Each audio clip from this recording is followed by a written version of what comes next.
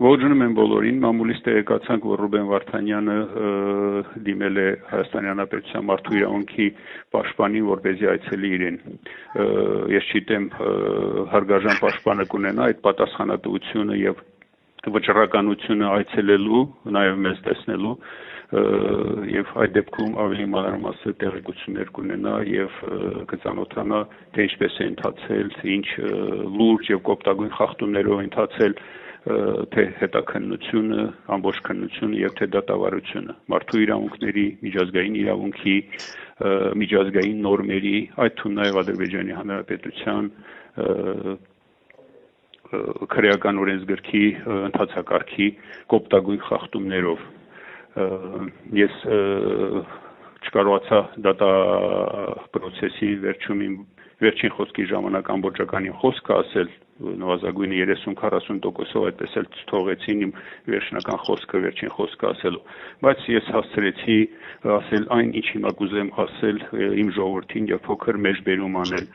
Այս դատը բացված չէ 15 հոգու դեմ, այս դատը բացված է հայ ժողովրդի եւ հայոց պետականության դեմ հստակ նպատակներով եւ հեռահար ռազմավարությամբ։ Այդ մասին ես կասկածներ ունեցա քննության ընթացքում, իսկ դարձավ իմ մոտ համոզմունք դատապրոցեսի ընթացքում։ Իմ ասած մտքերի եւ խոսքերի ճշմարտությունը ժամանակը ցույց կտա։ Մեջբերման ավարտ։ Ինչ վերաբերում է հարգարժան պաշտպան, ուրեմն երեկ մենք մեզ այցելեց Ադրբեջանի Հանրապետության մարդու իրավունքների պաշտպան Սաբինա Ալիևան եւ մենք կարողացանք որոշ տեղեկություններ իրեն փոխանցել։ Ես մարտի 12-ից պատրաստվել էի նամակ, որպեսզի դիմում նամակ իրեն փոխանցելու, բայց մոտ 1-2 ամիս է չեմ կարողացել ինչ-ինչ պատճառներով ոչ իրեն տեսնել, ոչ իրեն փոխանցել այդ նամակը։ Ես երեք փոխանցեցի եւ այնտեղ հստակ մեկ խնդրանք ունեի, որպեսզի մեր վճռի ամբողջական ադրբեջաներեն եւ հայերեն տարբերակները ինքը միջնորդի եւ փոխանցի իմ ընտանիքին ու իմ հարազատներին։ Մարդու իրավունքների պաշտպանը խոստացավ, որ ադրբեջաներեն տարբերակը կփոխանցի իմ ընտանիքին եւ կփորձի միջնորդել։ Ինչ վերաբերում է Հայաստանի Հանրապետության մարդու իրավունքների պաշտպանին, ես հիմա ուզում եմ